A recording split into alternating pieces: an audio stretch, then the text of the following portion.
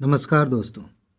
जब भी UPSC prelims का रिजल्ट आता है तो खुशी भी होती है और दुख भी होता है। खुशी इसलिए होती है क्योंकि बहुत सारे दोस्त बताते हैं कि सर इस बार हमारा प्रीलिम्स हो गया, अब हम मेंस की तैयारी कर रहे हैं। दुख इसलिए होता है क्योंकि उनसे ज़्यादा दोस्त मैसेज करके बताते हैं कि सर इस बार कुछ नंबर से रह गया, या फिर इस बार मेरा नहीं हुआ, मेरी बहुत उम्मीदें थीं लेकिन इस बार मैं फ़ेल हो गया। ये सारी चीज़ें पढ़ के दुख भी होता है। फ़िलहाल जिन्होंने प्रीलिम्स क्वालिफ़ाई किया है, अब मेंस की नोट आपको दी जाएगी जल्द ही, आप उसकी तैयारी में लग जाइए, आपको बहुत बहुत बधाई। लेकिन जिनका नहीं हुआ उनके बारे में विशेष रूप से बात करना ज़रूरी है, क्योंकि दुनिया ऐसी है कि अगर आप सफल हो जाएंगे तो आपको ज़्यादा पूछा जाएगा, आपको ज़्यादा भाव दिया जाएगा। लेकिन अगर आप असफल हो जाते हैं तो आपको हर तरह से एहसास दिलाया जाएगा कि तुम फेल हो चुके हो, तुम फेलियर हो। इसीलिए आपके बारे में बात करना ज़रूरी है अगर आपने इस बार नहीं क्वालिफ़ाई किया है। जिन्होंने एग्ज़ाम नहीं दिया था, ये वीडियो उनके लिए भी है, क्योंकि कई सारे ऐसे टॉपिक्स हैं जिनके बारे में बात करना, जैसे यूपीएससी के बारे में भी बात करेंगे, कुछ और मुद्दे हैं उनके बारे में भी बात करेंगे। शुरुआत कहाँ से करें? शुरुआत वहीं से करते हैं जो आप महसूस कर रहे हैं। जब भी एग्ज़ाम होता है, एग्ज़ाम के बाद एक ऐसी सिचुएशन होती है जिसे सिर्फ वही व्यक्ति समझ सकता है जिसने एग्ज़ाम दिया है। दुख होता है, कभी कभी इतना दुख होता है कि आदमी चाहता है कि चिल्ला चिल्ला कर रोएं। कभी कभी ऐसा होता है कि तकलीफ़ है लेकिन कोई ऐसा इंसान नहीं है जो हमारी तकलीफ़ को समझ सके, उसमें थोड़ा सा ऐसे बात कर सके कि हमें थोड़ा अच्छा लगे, थोड़ी राहत महसूस हो। बहुत सारी चीज़ें होती हैं। ऐसा क्यों होता है, इसके बारे में समझना बहुत ज़रूरी है, क्योंकि अगर आप ये नहीं जानते तो ये जो तकलीफ़ है ना, ये आपकी आने वाली जो पढ़ाई है, जो तैयारी है, उस पे छा जाएगी और उसे बर्बाद कर देगी। जब आप इसकी जड़ समझ लेते हैं, इसका हल निकाल लेते हैं, तो आपको अच्छा भी लगता है, अभी अच्छा लगने लगेगा, अभी देखिएगा अच्छा भी लगता है और आपकी तैयारी भी अच्छी होती है। सबसे पहली बात जो हमारे दिमाग में आती है वो ये है कि घर वालों ने इतनी उम्मीदें की थी हमसे और हमारा नहीं हुआ। अब उनसे किस मुंह से बात करें उन लोगों से?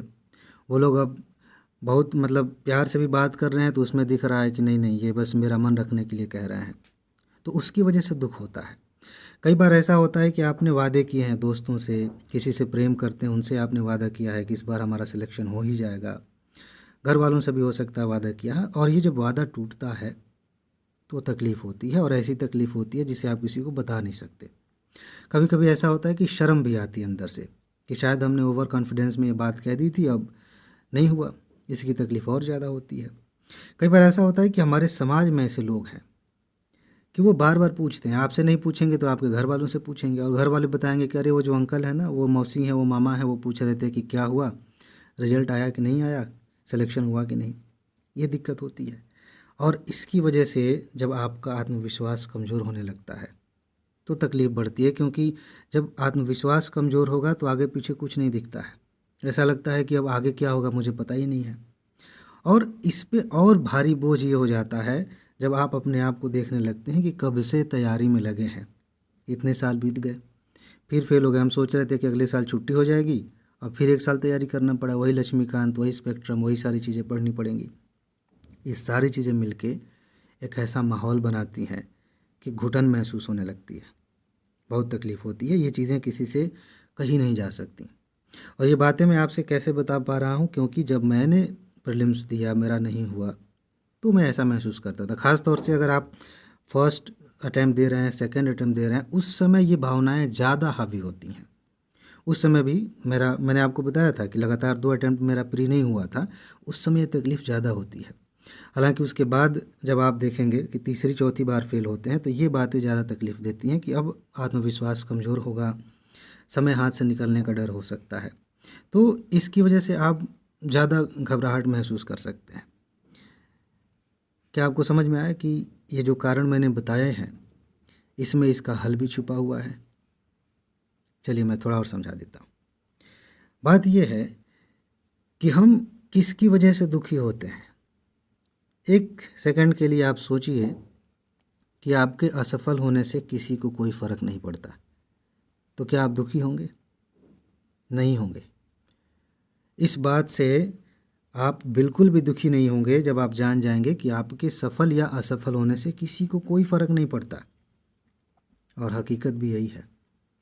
जिनके बारे में आप सोचते हैं, ध्यान से समझिए, जिनके बारे में सोच कर आप दुखी हो रहे हैं, जिनके बारे में सोच रहे हैं कि पता नहीं अब ये क्या सोचेंगे, इनकी नज़रों में हम असफल हो गए, आप दुखी हो रहे हैं, उदास हो रहे हैं, अगर वो समझदार हैं, ध्यान से समझिएगा जो लाइन मैं बोलने जा रहा हूँ, अगर वो समझदार हैं और सच में आपसे प्रेम करते हैं तो उन्हें आपकी असफलता से थोड़ा सा रत्ती भर भी फ़र्क नहीं पड़ेगा। वो आपसे और प्रेम करेंगे और समझाएंगे, कोई बात नहीं, कोई दिक्कत नहीं यार, फिर करेंगे भाई, सीटें लिमिटेड हैं, सिलेक्शन उन्हीं कुछ ही लोगों का होना है, बाकी का फेल होना तय है, इसमें आपकी गलती नहीं है। वो स्ट्रक्चर ही ऐसा है कि कुछ लोगों को लिया जाएगा, बाकी लोगों को छोड़ दिया जाएगा, इसमें आपकी गलती थोड़ी है, आपकी कमी थोड़ी है। ये बात जो लोग समझते हैं वो आपसे प्रेम करेंगे, आपका साथ देंगे। तो क्या इस सिचुएशन में आपको दुखी होना चाहिए? कतई नहीं होना चाहिए। आप उनसे और प्रेम करिए और मेहनत करिए, आगे बढ़िए। दूसरी तरफ जो लोग ऐसे हैं जो आपको एहसास दिला रहे हैं कि तुम तो फेल हो गए, बाकी लोगों का सिलेक्शन हो रहा है, तुम्हारा ही क्यों नहीं हो रहा है, क्या ऐसे लोगों के बारे में सोचकर दुखी होना चाहिए? जिन्हें इस बात से फ़र्क नहीं पड़ता है कि आपने किन परिस्थितियों का सामना किया, जिन्हें इस बात से फ़र्क नहीं पड़ता है कि इस समय आप क्या महसूस कर रहे हैं, जिन्हें इस बात से फ़र्क नहीं पड़ता है कि आपने अब तक कितनी मेहनत की है, क्या मानसिक तनाव झेला है, वो सिर्फ रिजल्ट चाहते हैं, क्या वाकई इनके बारे में सोचकर दुखी होना चाहिए? मुझे नहीं लगता। और समझदारी इसी में है कि आपको भी ये समझ में आ जाए कि आपको ऐसे लोगों के बारे में दुखी नहीं होना चाहिए जो आपको नहीं समझ पा रहे हैं, चाहे वो कोई भी हो, माँ बाप हों, भाई बहन हो, दोस्त हों, पति पत्नी हो, कोई भी हो। अगर उन्हें आपकी तकलीफ़ें नहीं दिख रही हैं, आपका संघर्ष नहीं दिख रहा है, तो उनके बारे में परेशानी क्यों होना भाई? क्या मिल जाएगा? जब ये दोनों पहलू आप समझ लेते हैं तो आपको राहत मिलती है कि भाई हाँ, सच में किसी को मेरी मेहनत से फ़र्क पड़ता है तो वो मुझ पे भरोसा दिखाएगा या दिखाएगी। अगर फ़र्क नहीं पड़ता है तो मुझे भी नहीं पड़ना चाहिए। हाँ, मुझे सिलेक्शन चाहिए, मैं मेहनत करूँगा या करूँगी, जो रिजल्ट होगा देखा जाएगा, लेकिन इन लोगों के बारे में तो परेशान नहीं होना। सारी समस्या की जड़ यही है कि हम किसे कितना महत्व देते हैं, बात ख़त्म। लेकिन अभी का जो मुद्दा है, रिजल्ट आया है, आपने अपना देखा नहीं हुआ, तो सिर्फ ये इमोशन वाले टॉपिक पे बात करके बात पूरी नहीं होती। एक और समस्या है जिसे समझना बहुत ज़रूरी है। यूपीएससी के अंदर एक बहुत भयंकर कमी है और मैं अंदाज़ा लगा रहा हूँ कि आने वाले कुछ सालों में एक बहुत ही दमदार आंदोलन होगा, जिसे महाआंदोलन कह सकते हैं। और ये ऐसा आंदोलन होगा कि यूपीएससी के स्ट्रक्चर में बहुत अच्छा खासा बदलाव होगा, उसके काम करने के तरीके में। ये बताइए, हम एक लोकतांत्रिक देश में रहते हैं, तो क्या हमें अपने ही बारे में जानने का अधिकार नहीं है? सूचना का अधिकार हमारा मूल अधिकार है। यूपीएससी ने प्रीलिम्स के बाद कितने प्रश्नों को हटाया? अभी देखिए, बहुत सारे दोस्तों ने मैसेज किया जिन्होंने नोट लिया था कि सर इस बार हम भी आपको खुशखबरी देना चाह रहे थे, 90 से ज़्यादा नंबर आए थे और नहीं हुआ, हम मेंस की तैयारी में लगे थे। अब वो क्या करेंगे? क्यों वो फेल हो गए 93-94 नंबर ला करके? और ऐसा नहीं कि सी सेट में भी 84 नंबर आया था, मैंने अभी कई लोगों का देखा 80 से ज़्यादा नंबर आया था। तो अब आपने क्यों ये अंतर पैदा किया? क्योंकि कट ऑफ बहुत ज़्यादा हाई भी नहीं गया होगा। हो सकता है कि जो आंसर की बच्चों ने मिलाया था अलग अलग कोचिंग से, वो अपने हिसाब से आंसर ठीक ही था, लेकिन यूपीएससी ने कुछ प्रश्न हटा दिए, कुछ प्रश्नों की व्याख्या अलग तरीके से कर दी और आंसर चेंज कर दिए गए, तो ये कट ऑफ बदल गया। अब मुझे कैसे पता चला? अगर मान लीजिए मैंने एग्ज़ाम दिया होता, मैं कैसे जानूंगा? आपने एग्ज़ाम दिया तो आप कैसे जानेंगे कि कौन सा प्रश्न हटाया गया, किस में आपकी गलती है, किस में यूपीएससी ने गड़बड़ की है? क्या ये नहीं बताया जाना चाहिए कि किन प्रश्नों को हटा करके आपने कट ऑफ जारी किया, और कट ऑफ कितना रहा ये कौन बताएगा? साल भर बाद आप बताते हैं फाइनल रिजल्ट आने के बाद कि ये रही कट ऑफ प्रीलिम्स की। अभी यूपीएससी प्रीलिम्स हुआ 2025 वाला, इसके बारे में आपको कब पता चलेगा? जब इसका मेंस हो जाएगा, जब इंटरव्यू हो जाएगा, इंटरव्यू के बाद रिजल्ट आ जाएगा, उसके 10 दिन बाद आपको पता चलेगा कि वो जो मई 2025 में आपने प्रीलिम्स दिया था उसमें आपके सी सेट के इतने नंबर हैं, जीएस के इतने नंबर। कितनी मूर्खता वाली बात है, महामूर्खता है। और ये साफ साफ दिखाता है कि यूपीएससी में अपारदर्शिता है। यूपीएससी में इससे शंका का माहौल बनता है, उस पर से भरोसा उठ सकता है और बहुत जल्द ये चीज़ें सामने आएंगी। लोग इस पे सवाल उठाते रहे हैं, लेकिन ऐसे नहीं काम चलेगा, आंदोलन करना पड़ेगा। जैसे सी सेट को लेकर हुआ था, फिर बदलाव किए गए, तो ये करना पड़ेगा। ये यूपीएससी की कमी है, इसमें सुधार इसलिए भी ज़रूरी है क्योंकि आपने इस बार अपने आप को मान लिया था कि प्रीलिम्स निकल जाएगा, नहीं निकला। अब आप किस आधार पर तैयारी करेंगे 2026 के लिए? क्या मान के चलें कि अब क्या मुझे 120 नंबर लाने हैं? 95 नंबर पे तो हुआ नहीं। या मान लीजिए मान लेते मैंने एग्ज़ाम दिया, मैंने ही गलती से अपना मान लिया था कि मेरा 95, वास्तव में मेरे 85 आ रहे थे। कैसे पता चलेगा? कैसे पता चलेगा कि मैंने आंसर देखने में गलती की? तभी पता चलेगा ना, जब आंसर की आ जाएगी, कट ऑफ जारी हो जाएगा तभी तो ये समस्या है जिसे हल किया जाना चाहिए। लेकिन जब तक ये समस्या हल नहीं होती, जब तक इसका अवसर नहीं आता, तब तक आप क्या कर सकते हैं? ऐसा तो है नहीं कि 10 साल हम बैठ के इसी का इंतज़ार करेंगे, जब ये समस्या हल हो जाएगी तब हम प्रीलिम्स देंगे और एग्ज़ाम निकालेंगे। समय तो निकल रहा है। तब तक के लिए आपको कुछ चीज़ें ध्यान रखनी है। ये चीज़ें हो सकता है कि आपके पीछे वाले बैच के बच्चे आंदोलन करें या बाद में कभी ये चीज़ें ठीक हों, लेकिन अगर इस समय आप एग्ज़ाम की तैयारी कर रहे हैं, अगली बार एग्ज़ाम देना है, तो आपको पता होना चाहिए कि क्या अभी आप कर सकते हैं, कौन सी चीज़ आपके हाथ में है। जैसे आप ज़रा सोचिए गहराई से। हालांकि ये काम, ये वाला पहला पॉइंट आपको तभी कर लेना चाहिए जब आपने एग्ज़ाम दिया, लेकिन ये उन लोगों के लिए है जिन्होंने महसूस किया कि एग्ज़ाम ख़राब गया। जो लोग अच्छा खासा स्कोर करके आए थे और लग रहा था कि हो जाएगा, उनके साथ क्या करें? फ़िलहाल अब वो सोचें। अगर आपने पहले नहीं सोचा, पेपर ख़राब गया था, शुरू में ही पता था, फिर भी आप सोचिए कि कमी कहाँ रह गई। कहीं ऐसा तो नहीं कि हमने ऐसी चीज़ें पढ़ी थी जहाँ से प्रश्न नहीं आए? क्या आप ऐसे प्रश्न पूछते हैं? अपने आप से पूछना चाहिए। कहीं ऐसा तो नहीं कि जो करंट अफेयर मैंने पढ़ा था वहाँ से प्रश्न नहीं आया, जो स्टैटी की किताबें हमने पढ़ी थी वहाँ से प्रश्न नहीं आए? जब आप ये नहीं पढ़ेंगे, ये नहीं सोचेंगे, तो दोबारा वही पढ़ेंगे। और एक बात आप अच्छे से समझ लीजिए, अगर आप बार बार वही काम कर रहे हैं जो पहले भी कर रहे थे, तो बार बार वही रिजल्ट आएगा जो पहले भी आया था। ये कर्म का फल है। ये आपके जितने भी कर्म हैं उसका सीधा सा परिणाम यही है कि आप बार बार किसी को गाली दे रहे हैं तो बदले में गुस्सा और गाली मिलेगी। बार बार किसी से प्रेम कर रहे हैं तो हो सकता है कि आज वो प्रेम ना करे, आगे उसका लहजा बदल जाएगा, वो भी प्रेम करेगा। वैसे पढ़ाई में बार बार आप वही चीज़ें पढ़ रहे हैं जिनसे आप फेल हो रहे हैं, तो अगली बार भी फेल होंगे अगर वही पढ़ा तो। चेंज करिए। जो ज़रूरी है, मैं हमेशा कहता हूँ, जो ज़रूरी है उसे सबसे पहले तैयार करिए। और ये इसके बारे में मुझे बताने की ज़रूरत नहीं है, मैंने सबूत दिखाना इसीलिए शुरू किया था, पिछले 4 सालों से सबूत दिखा रहा हूँ, ताकि आपका कॉन्फिडेंस बढ़ सके कि भाई थोड़ी सी चीज़ें पहले पढ़नी होती हैं, 2-3 महीने में पढ़ के ख़त्म करो, बार बार रिवाइज करो। बाकी जो समय है प्रैक्टिस का है, मेंस की आंसर राइटिंग का है, और भी टेस्ट सीरीज लगाने का। ऐसा थोड़ी है कि लास्ट आखिरी महीने तक और आखिरी दिन तक हम यही पढ़ते रहेंगे कि कुछ छूट तो नहीं गया, छूट तो नहीं गया। जो महत्वपूर्ण है उसे सबसे पहले पढ़ लेने से सबसे पहला फ़ायदा ये होता है कि बाकी चीज़ों की चिंता नहीं रहती। आप वो करिए, उसकी पहचान करिए। इसके बारे में मैंने बहुत सारे तरीके बताए हैं, वीडियोस चैनल पर पड़ी हैं। लगातार टॉप 300 की सीरीज़ चल रही है, आप उससे लाभ ले सकते हैं। उसके बारे में बातें आगे करेंगे। तो जो कमी है उसे ठीक कैसे किया जा सकता है, ये उसी का हिस्सा है जो मैं बता रहा था कि आप कमियों की पहचान करिए। हो सकता है रिवीजन आपने ढंग से ना किया हो, आपको लगा होगा कि ये सब मैंने पढ़ा तो था लेकिन आंसर नहीं कर पाया। इसका मतलब ये है कि आपने रिवाइज नहीं किया था अच्छे से। रिवीजन पे ध्यान दीजिए। एक चीज़ आपको समझनी चाहिए, तैयारी में कुछ 2 तरह की चीज़ें होती हैं। एक वो चीज़ होती है जिसे आप करें या ना करें ज़्यादा फर्क नहीं पड़ेगा। जैसे किसी खास कोचिंग का खास टेस्ट सीरीज आपने ज्वाइन किया या नहीं किया, इससे ज़्यादा फ़र्क नहीं पड़ेगा। कोई एक स्पेशल मैगजीन है, उसे पढ़ा या नहीं पढ़ा, उससे भी ज़्यादा फ़र्क नहीं पड़ेगा। लेकिन कुछ चीज़ें ऐसी होती हैं जिन्हें करना अनिवार्य होता है। जैसे प्रीवियस ईयर के क्वेश्चंस आपके दिमाग में छप जाने चाहिए, तभी आप अच्छे से गेस भी कर पाएंगे कि कौन से क्वेश्चंस आने वाले हैं, और तभी आप ये जान पाएंगे कि अभी जो पढ़ रहे हैं उसमें कहाँ पर नज़रें गड़ा कर रखनी है। ये अनिवार्य है। रिवाइज़ करना, जो आपने पकड़ लिया कि ये महत्वपूर्ण है टॉपिक, तो उसे बार बार रिवाइज़ करना, उसके सारे पहलुओं को तैयार करना, ये अनिवार्य है। प्रैक्टिस करना अनिवार्य है। कहाँ से कर रहे हैं इससे फ़र्क नहीं पड़ता, लेकिन प्रैक्टिस करना अनिवार्य है। मुख्य परीक्षा की आंसर राइटिंग करना अनिवार्य है। इस तरह से जब आप एक लिस्ट बनाते हैं कि इसके साथ हमें समझौता नहीं करना, तब आप समय से पहले तैयारी कर लेते हैं।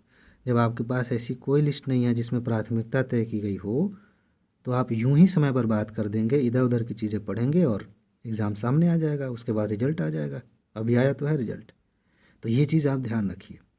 और एक बात जिससे मैंने सीखा, फिर मेरी सफलता में बहुत उसका योगदान रहा है। और ये ज़िंदगी की फ़िलॉसफी भी है मेरी कि आप अपने दिमाग में ये बात पूरी तरह से बैठा लीजिए कि जो होता है अच्छे के लिए होता है। अब ज़रूरी नहीं है कि आप इसको जब अपने आप से कहें तो आप मान भी जाएं। हो सकता है कि मन में तर्क आए कि कैसे अच्छे के लिए होता है, मेरा प्री हो जाता कितना बढ़िया रहता, मेंस देता मैं, सिलेक्शन हो जाता, सेलिब्रेशन होता, मसूरी जाते, ट्रेनिंग करते, फेल हो गए, बैठ गए यहाँ, फिर 1 साल पढ़ना पड़ेगा, कैसे अच्छा हुआ।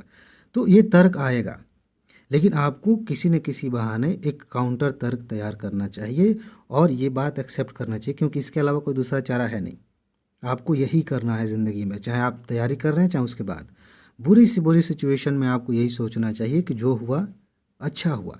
और अगर आपको यकीन ना हो इस बात पे, तो अभी पिछली कोई बुरी घटना आप सोचिए, पिछले 6 महीने साल भर में जो हुई हो, आप देखेंगे कि उसकी वजह से कई सारी चीज़ें अच्छी हुई हैं। हो सकता है कि कोई समस्या खड़ी हुई हो सकता है मान लेते हैं कि किसी की तबीयत खराब थी आपके घर में, बुरी सिचुएशन है, कठिन परिस्थिति है, लेकिन ये भी तो हो सकता है कि उस दौरान आपने इमोशनली दूसरों को संभाला, खुद को संभाला, देखभाल की घर वालों की। आर्थिक समस्या आती है तो आप और मजबूत हो जाते हैं। तो ये जो समस्याएं आती हैं ना, ये आपको पहले से ज़्यादा बेहतर बनाने के लिए होती हैं, आपको पहले से ज़्यादा मजबूत बनाने के लिए होती हैं। बहुत सारे लोग ऐसे हैं जो कभी सफल नहीं होते, पहले पहले अटैम्प्ट में ही जो है सिलेक्शन हो गया। आज जाके देखिए, उस पहले अटैम्प्ट के सिलेक्शन की वजह से भी कई समस्याएं होती हैं, क्योंकि उन्होंने वो तनाव नहीं झेला, उनके अंदर वो मैच्योरिटी नहीं है जो आपके अंदर है। आप पहले से ज़्यादा मैच्योर हुए हैं, आपने तनाव को झेलने की क्षमता हासिल की है। और जब आप सिलेक्शन ले लेंगे, जब फील्ड में उतरेंगे, काम करेंगे, तो ये चीज़ें आपको दिखेंगी, इसका लाभ दिखेगा। ज़िंदगी में जब आप कोई भी काम करेंगे तो इसका लाभ दिखेगा कि आपने इतना तनाव झेल लिया है कि छोटी बड़ी चीज़ें से फ़र्क ही नहीं पड़ता। ये आपको मजबूत करने के लिए है। तो ये जो सोच है कि जो होता है अच्छे के लिए होता है, ये आपके खून में बस जाना चाहिए। अपने आप से बार बार रिपीट करिए। कुछ भी, कोई आदमी चिढ़ा रहा है, कहिए कि ठीक है, शायद ये मुझे कुछ सिखाना चाहता है। फेल हो गए हैं, ठीक है, शायद मुझे और मजबूत बनना है, शायद मेरी रैंक अच्छी आने वाली है, इसलिए मैं फेल हो गया। हर उस घटना के पीछे कोई न कोई बहाना खोज लीजिए जो बताए कि ये अच्छे के लिए हुआ है। आप देखेंगे आपकी ज़िंदगी बदल जाएगी। ज़िंदगी को, दुनिया को देखने का नज़रिया बदल जाएगा। और जो अभी आप हैं उसके बाद जो हो जाएंगे उससे तुलना नहीं कर सकते। कमाल के इंसान बन जाएंगे, चाहे सिविल सेवा की परीक्षा हो, चाहे ज़िंदगी की परीक्षा हो। एक बात और मैं बताना चाहूँगा, अगर आप हमसे जुड़े हुए हैं, मेरे ख्याल से अभी तक आपने चैनल सब्सक्राइब कर लिया होगा, नहीं किया है तो कर लीजिए, क्योंकि सिविल सेवा की तैयारी करने के मामले में हम यानी कि ISPCS मास्टर चैनल, हमारा जो ग्रुप है, हमारी जो कम्युनिटी है, हमारी जो टीम है, सब लोग मिलकर यही कोशिश कर रहे हैं कि आपको वो चीज़ें दी जाएं जिससे आप सच में सफल हो सकें। और इसका सबूत भी है। पिछले 4 सालों से टॉप 300 की जो सीरीज़ चल रही है, उस सीरीज़ से, ध्यान दीजिए, उस सीरीज़ से इतने प्रश्न आ रहे हैं कि कट ऑफ से कहीं ज़्यादा मार्क्स आप यहीं से लेके आ सकते हैं। इस वीडियो का कमेंट में 2025 वाले बैच के बाद, मतलब जो एग्ज़ाम हुआ है उसके बाद, मैंने सबूत दिखाया है कि जो नोट्स आपको दी गई थी वहाँ से कितने सारे क्वेश्चंस पूछे गए। 2 सवाल आते हैं अक्सर सबूत दिखाते समय। मैंने बताया आपको भाई 122 से ज़्यादा मार्क्स आप ला सकते हैं। यहाँ मैं क्लियर कर देता हूँ। एक सवाल ये होता है कि सर आपकी नोट पढ़ के कितने लोगों का सिलेक्शन हुआ है। आज ही मैसेज आया, कल भी मैसेज आया था कि सर हमारा प्रीलिम्स हो गया, अच्छी बात है, लेकिन क्या सच में आपको लगता है कि मुझे इसका क्रेडिट लेना चाहिए? कोचिंग्स में आप देखिए, एक टॉपर 4 जगह दिख जाएगा, 5 जगह दिख जाएगा। आपको डाउट नहीं होता कि ये कैसे संभव हो सकता है कि एक ही आदमी इतनी जगहों से पढ़ लिया है और सबकी तारीफ़ किया जा रहा है? ये काम हम कभी नहीं करेंगे, ये हमारा सिद्धांत है। मैं वो चीज़ दिखा सकता हूँ, उस बात की क्रेडिट ले सकता हूँ जो सच में मैंने किया है और मैं करता हूँ। मैं आपको थोड़ी सी नोट्स दे रहा हूँ, थोड़ी सी वीडियोज़ आ रही हैं, और मैं बाकायदा स्क्रीनशॉट के साथ सबूत दिखाता हूँ। अगर आप में सच में क्षमता है तो आप सेलेक्ट हो जाइए, हम कभी क्रेडिट नहीं लेंगे और लेना भी नहीं चाहिए, क्योंकि आपने सिर्फ हमारी नोट की वजह से सिलेक्शन नहीं लिया है। आपने खुद को संभाला है, अपनी सेहत का ध्यान रखा है, परिस्थितियों को संभाला है, और भी चीज़ें पढ़ी हैं, दुनिया भर से ज्ञान इकट्ठा किया, तब आप सफल हुए हैं। तो ये जो कहना है कि आपकी नोट पढ़ के कितने लोग सफल हुए हैं, हर साल होते हैं, लेकिन सच मायने में इसका क्रेडिट लेने का अधिकार हमें नहीं है। बहुत सारे दोस्त कहते हैं कि सर आप हमारे बारे में बताइए, चैनल की ग्रोथ होगी। नहीं चाहिए, आप सफल हों, यही हमारी शुभकामनाएं हैं। हम आपको वो चीज़ें दें जिससे आपकी सफलता सुनिश्चित हो। ये हमारा कर्तव्य है, ये हम कर रहे हैं। एक चीज़ और है, 1 मिनट रुकिए। अभी तक जो हम नोट दे रहे थे वो सिर्फ हिंदी में थी।